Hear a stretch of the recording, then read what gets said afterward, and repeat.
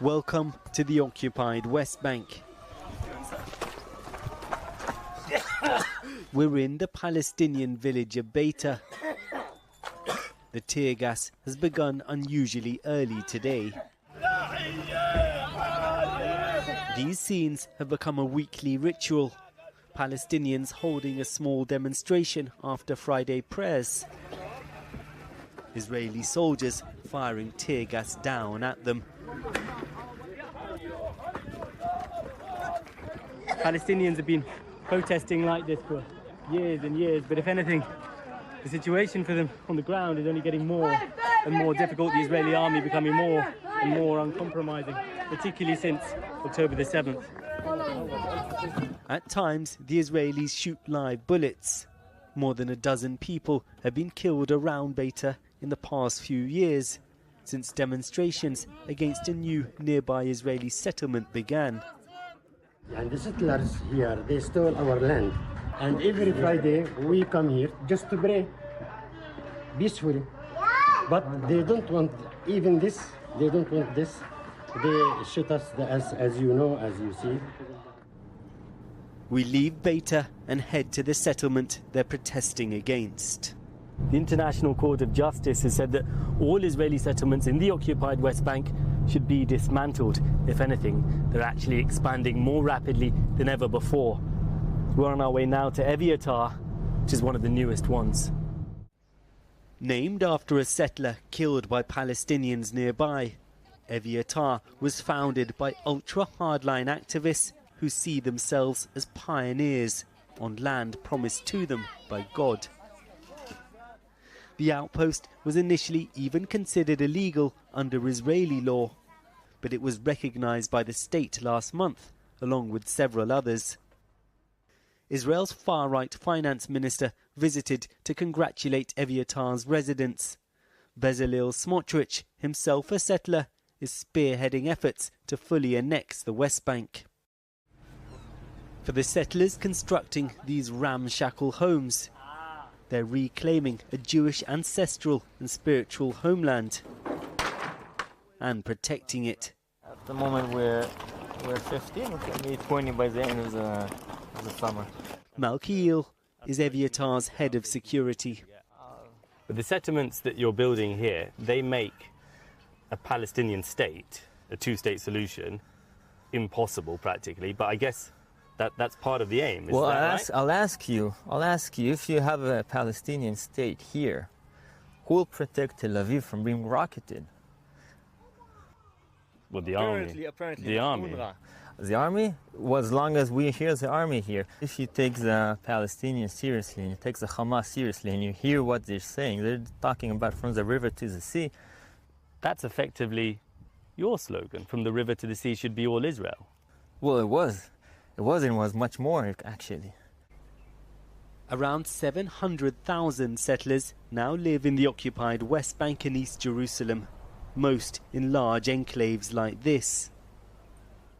The West Bank was seized by Israel in the 1967 war.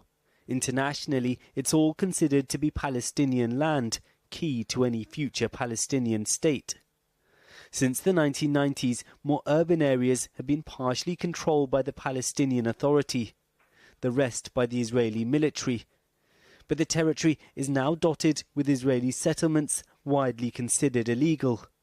And over the past 2 years, under Israel's current hardline government, they've seen unprecedented growth.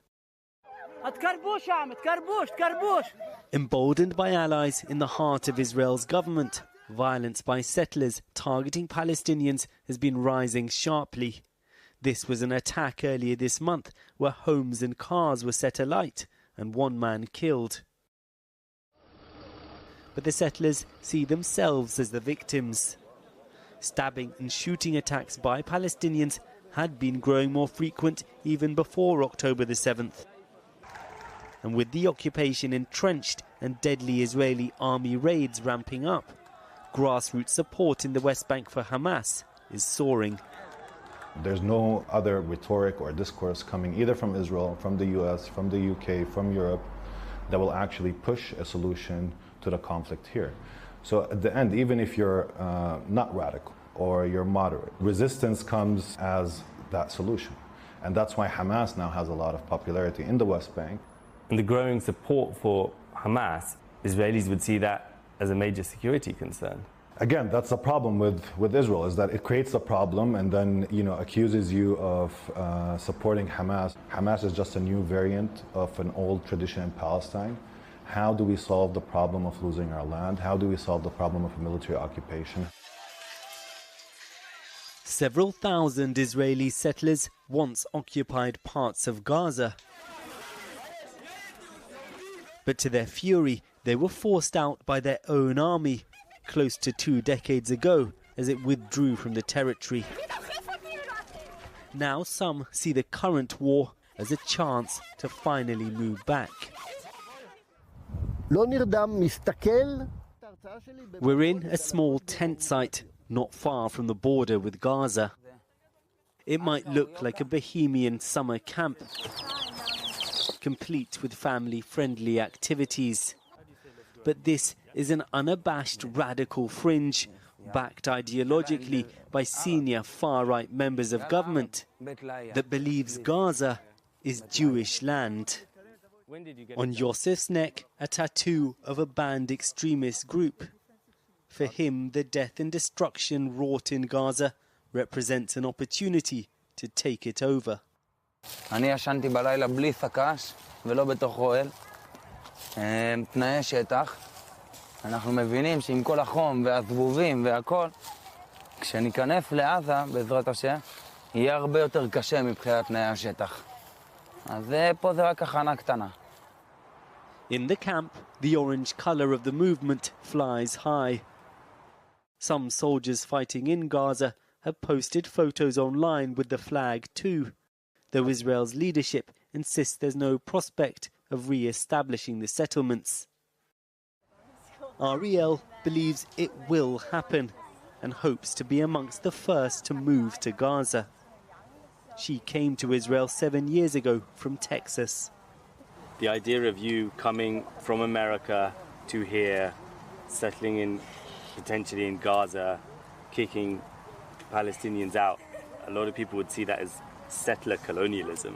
It's not really colonialism, it's a return. My grandparents were kicked out of Israel by Arabs who were trying to establish a Palestinian state, and they had to leave for their survival, and I'm just coming back and fulfilling their dream. That would be the first thing. The second thing is, I think that, and I know this is a minority view, I think colonialism gets a bad rap.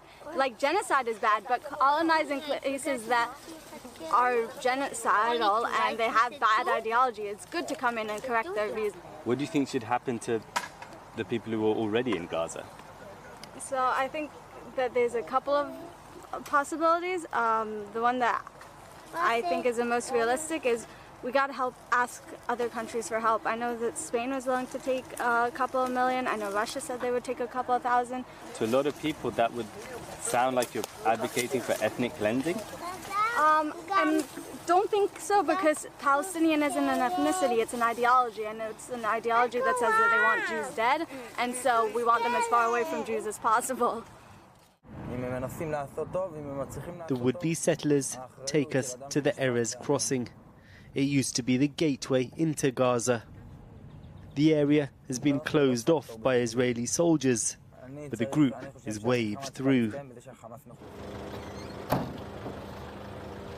They've planted 2 small lemon trees here as symbols of their claims over this land. Just saplings, but the settlers have seen how over the years their efforts bear fruit.